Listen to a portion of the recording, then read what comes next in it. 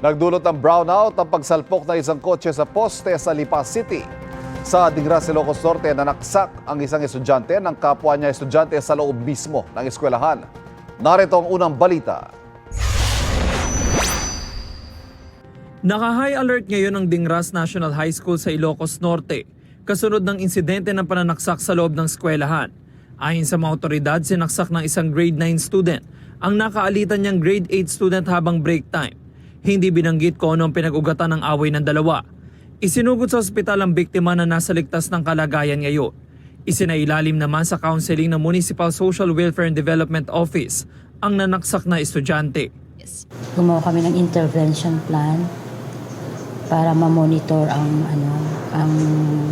behavior ng bata. So, we also advise the parents na tignan mabuti yung anak, yung mga activities. Ang pamunuan ng Dingras National High School ay nagsagawa na ng debriefing. Nakipag-coordinate na rin po sila sa mga parents at pinaigting na rin po yung seguridad. Plano ng pamunuan ng eskwelahan na bumili ng metal detector para mapigil ang mga pagpasok ng anumang bladed weapon sa loob ng paaralan. Tila dinaanan ng buhawi ang National Highway sa bahagi ng Barangay Tambo sa Lipa City. Nagkanda buhol-buhol kasi ang mga kawad ng kuryente matapos matumba ang 4 na poste.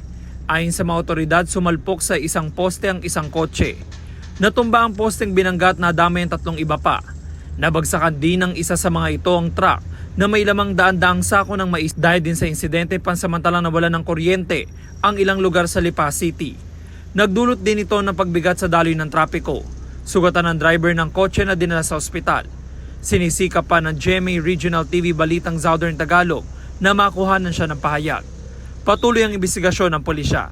Ito ang unang balita. James Agustin para sa GMA Integrated News.